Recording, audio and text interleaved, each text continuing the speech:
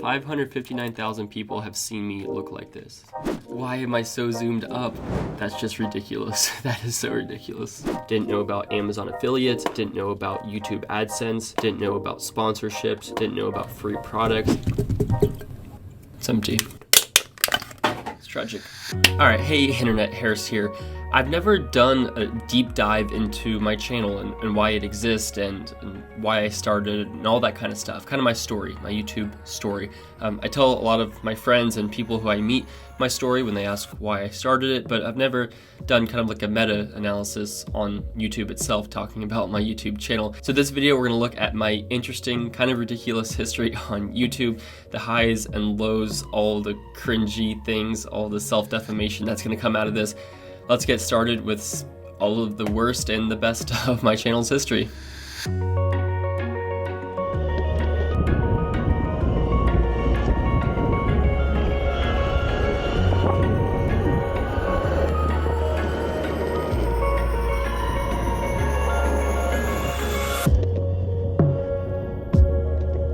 And this video is presented by Squarespace, and I will have a website up soon.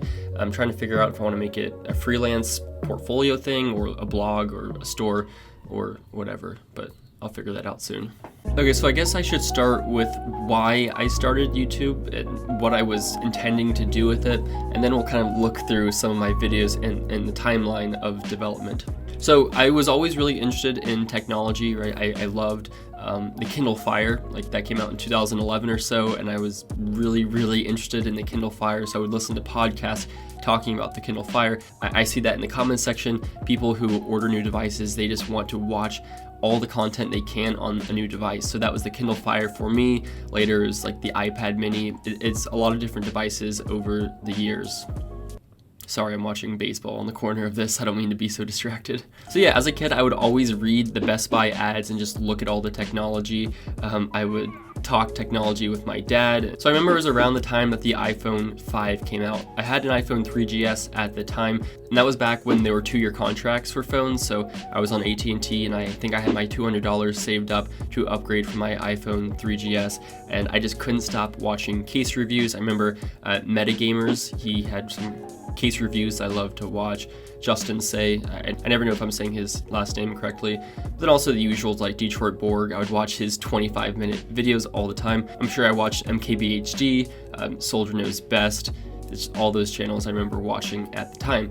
And then around the time of the iPhone 5, I decided because I loved watching these videos so much, I would just film a video of the iPhone 5 cases that I happened to get with the phone when it launched. So that's how the channel started, and it was with my brother's iPhone 4, I believe, set up on a little Lego tripod sitting on my desk, one take, upload to YouTube. But it was in November of 2012, and let's go ahead and look at that first video. All right, so let's go to oldest videos. 8 years ago, Poetic Atmosphere case. Definitely one of my favorite cases. I loved how it looked. So this is filmed with an iPhone on a Lego stand. So this is the only perspective you're gonna see for this whole video. Just me blabbering about this case. Terrible angle, just a lamp as lighting. You can see the laptop in the back left over here. This is my Toshiba laptop. You can see, what do I look like? Oh my gosh. Oh, I look like a disgruntled child. I am 12 years old in this video. I don't think it'll be quad core. Apple's not really into quad core. Oh yeah, by the way, the channel is called iTech World 11 at the beginning. 11 videos, 4 subscribers. I think those subscribers were all me and like my mom and just, no, it's probably just me and a couple other fake accounts. Now, it was a couple months later, and Tech Armor left a comment on one of my videos saying, hey, thanks for reviewing this case. Email us if you want any more. I was like, whoa, no way. So I emailed Tech Armor, and they sent me a few more cases, and that was so cool. And I was just having a blast filming the videos and talking about them. Really simple videos, so I had no problem just pumping out a ton of videos at a time. Filming on an iPhone wasn't super conducive, so I eventually snuck up and found my dad's video camera that he would use for my sister's diving meets, and I would bring that down to my room without telling him, and I would film a video. upload it to my Toshiba laptop with an Apple logo on the back of it to make it feel more like a Mac. Really, really slow computer. Edit it with Windows Movie Maker and then upload it to YouTube. Then I would kind of sneak the camera back upstairs and keep doing that for a while. In terms of audio, I would either use the audio built right into the camera. Sometimes I would use a GarageBand or Guitar Hero, whatever that game is called. I would use the microphone that came from that. You can see the reflection of me and the camera. So that's the camera that I was using, just an HD flip video cam on a tripod. You can see me there, let's see, 12 years old. Now, as much as I loved my Toshiba laptop with probably 2 or 4 gigs of RAM and like a 100 gig hard drive, I definitely was not having much success editing it, and I just couldn't really do much in terms of improving my videos. So I remember talking with my dad for a long time and saving up and kind of having my dad chip in and help me. So for Christmas of 2012, with the money I'd saved up and whatever my dad was going to contribute to it, he helped me out to get a mid-2012 13-inch MacBook Pro, that beefy computer, and that changed everything because then I started editing movies with iMovie, and going from Windows Movie Maker to iMovie was awesome. And not only was the computer much faster and could handle my video editing, but I could also upgrade the RAM on it, which I guess I could do on the other laptop too, but I upgraded the RAM. I eventually took out the CD drive and put in an SSD. It really changed my channel. Being able to use iMovie to edit my videos, that was huge. And I eventually upgraded to Final Cut Pro, but to have iMovie at the beginning really changed my channel. So you can see a little bit later, you can see what I look like here.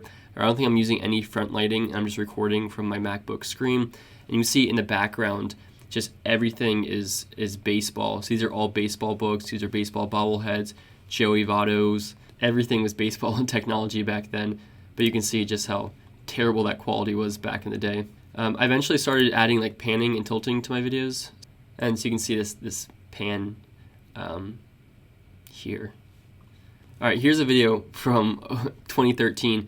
I didn't know how people added blur to their videos. Like right now, how this is blurred out. I didn't know how people did that. So I thought you did that in the video software. So I'm sure I Googled something and downloaded some extension for iMovie or something, and I physically added blur around my face to make it look like it had the depth of field effect. So that's just ridiculous. That is so ridiculous. So my growth was pretty slow. You know, I uploaded a ton of videos. I think within like the first month of my channel, I uploaded something like 20 videos in the first 30 days. I upload like 3 videos every 30 days if it's a really good month, but I did 20 videos in 30 days in the first month of my channel because I would just set up the camera or the phone on the Lego tripod or whatever it is, and I would just record, upload. That was it. It was a lot of fun. The videos were terrible, but at least allowed me to make a lot of videos, which a lot of people will say at the beginning, you just want to make a lot of videos. Don't necessarily go for perfect videos, but just make content and get yourself out there. And I think that was really true for the beginning of my channel. But iOS 7 came around, and that was when I first had my breakthrough. So the beta came out, and that was before all of YouTube made iOS beta videos. So I bought a developer account for $99. So I downloaded iOS 7 to my iPhone, and I just whipped out like 6 videos right away. And if you searched iOS 7 beta, mine was one of the first search results for like an entire day. I remember waking up the next day with hundreds of comments. I think I got 100,000 views overnight, and this was as what was I, like 13 years old, 14 years old. It was so cool. I couldn't stop checking my email and just reading all the comments. I think I was, making a few $100 from this. It was really, really cool, and that's kind of the first time my channel had a spark. iOS 7 hands-on, that was the first video I made, 45,000 views. And then I'm sure like an hour later, I did iOS 7 on iPhone 5, 367,000 views. Most of those views came in like the first 2 days. It's only a 2-minute video. iOS 7 was so cool. I mean, I'm sure people remember how dramatic that was when that came out. You can see what Twitter looked like back then. Let me see, 163,000 views, 73,000 views here, 135,000 views here. And then around this time is when I actually got my first camera. In September of 2013, I upgraded cameras. I finally got like a real camera, a DSLR. At the time, I didn't know DSLRs were good for video. I thought those were only for photography. but I was really surprised to see a lot of other people were using this. So I got the Nikon D5100 with a kit lens, and it came with a case and a 16 gig SD card, and I think it was like an 18 to 55 millimeter lens, $450. I didn't tell my dad I bought it. I think he was kind of mad once he saw that I had bought that, because I probably had $1,500 in my bank account, and I bought a $500 camera, like with no foreseeable future on YouTube, and it was kind of an irresponsible decision at the time, but obviously it paid off, I think. You're gonna start to see I'm using an actual blurred out background, so you can see it actually, it doesn't look good, but it looks much more cinematic and artistic with the blurred out background. Oh boy, I remember this video. Best iPhone 5C cases, 100,000 views. My goodness, why am I so zoomed up? I did not know how to compose a shot, but you can see my laptop in the background with a really cheap monitor. Look at this, it's just like completely zoomed in on my face. Why would anybody want to look at that for, it's only a 3-minute video. It was very concise. Nice. Now in April 2014, Jonathan Morrison, TLD Today, posted a tweet about selling his Canon 60D. I couldn't tell you why I thought I needed a new camera. I bought it from him with the 18 to 135 millimeter lens. And honestly, not a good decision. It didn't have autofocus. This was right before the Canon 70D with the amazing autofocus. So I oftentimes just had to focus it like with my hand and reach out and focus it and hope I'd be in focus. I mean, the video footage was often so soft that it wasn't a big deal, especially with a kit lens, but filming on like a one-man team, it wasn't ideal to not have autofocus and just use a kit lens. And then the LG G3 came around, and let me say, if iOS 7 was good for my channel, LG G3 was insane. It was crazy. The LG G3, I forget the exact context, but it wasn't coming out to the United States, let's say, till June 10th. So I ordered one from South Korea, I think, and it got here like June 1st. And this was before like every manufacturer would send the phone to MKBHD and all the other top 10 channels. So the small fish in the pond could get a chance for a lot of viewership. So I ordered the phone early. It was like a Korean version. I put out like $700 of my money. It was a big risk, but I just made tons and tons and tons of videos, and it got so many views, millions and millions of views, as you can see. June 28th, June 29th, if this is June 3rd. So I was making a video a day for 1, 2, 3, 4, 5, 6, 7, 8, 9, 10, 11, 12, 13, 14, 15, probably like 2 or 3 weeks in a row, and 177,000 views, 75K, 233,000, 313,000, 90,000, 150,000, and then the big one, 1.3 million views. There she is, 1.3 million views for me putting the LG G3 in water. This is probably like 4 million views with all of these LG G3 videos, so I probably made $8,000 or $10,000. That's just ridiculous. It's funny, all my friends, like, they know this water test is that one video of mine that has over 1 million views. It's just me sticking my phone in a sink of water. Most of the views, I think, from that video are from Brazil. I guess that phone's pretty popular in Brazil. But yeah, that was kind of crazy. My dad probably thought I was ridiculous for putting a phone in water. So then in 2015, LG sent out their LG G4 to like 100 different YouTubers. So I got that. I think that was my first free phone. That was awesome. In 2016, I bought a Google Pixel and I did a water test video with that. That got a lot of views, but then I damaged the phone, so then I took it apart and ended up fixing it. And I remember Jerry Rig Everything commented on the video, which was pretty cool. So that video got me a little bit of traction as well. Smartphone repair with a Swiss Army knife, my kind of video. Keep up the good work. 7 million subscribers. I think that was the first and probably the last time that Jerry Rig Everything watched one of my videos. Then in 2017, HP paid me to make a video talking about one of their really cheap laptops. That was really cool. It was nice making money from that. And the video's actually gotten a lot of views over time. I've made a lot of money from that. But I remember it was also kind of a really cringy video. Let's open this. Oh my gosh. It looks like a mushroom. Like, wow. That hair is just ridiculous. And then in the background, we have my sister, like her volleyball poster is just on the wall. That was such an interesting choice of filming. 559,000 people have seen me look like this. Also in 2017, LG reached out to me before the release of the LG G6 saying that they wanted to work with me and sponsor me to make a really cool water test video for the G6. I was on the phone with them. They were gonna, I don't know, work with me to make a really awesome water test video. And then like kind of at the last minute, they're like, sorry, we chose somebody else for this project. A bummer, but understandable. And then it turned out to be Jerry Rig Everything, who's a much bigger channel than me. Wasn't surprised. They flew him out to New York and worked with him to make a really cool video. So I was like, oh man, I missed out. That would have been so cool if I could have done that. So that was an opportunity that never happened, but it was at least cool to be able to say that I almost had the sponsorship gig that Jerry Rig Everything got. In 2017, I also started a YouTube series with my friend Limo. He's one of the funniest people I know, so I thought the series was going to be awesome. I mean, it was okay, but those videos have since been made unlisted. I probably should have kept with the series. I think it could have turned out to be something funny, but... We're starting off, right? I mean, production quality is not terrible, actually.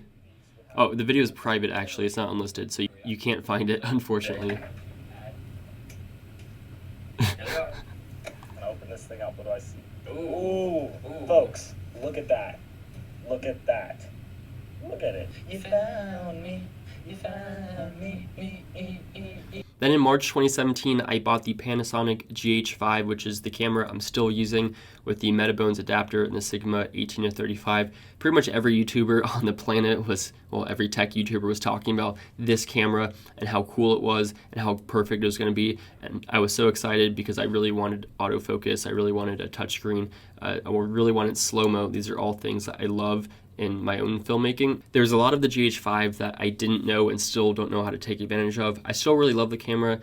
It does have its downsides though. At the end of high school, I think this was my senior year of high school. Yeah, this would have been going my fall of senior year of high school. Made a video talking about how I was using my iPad Pro, the 9.7 for school with an Apple Pencil. 645,000 views. I remember this is the video that got me over 50K subs. This video did tremendously well for the channel. Got so many subscribers and really launched me going into student reviews and technology. All right, then I got to Boston College and I started making more student reviews. So like here's my iPad as a college student video.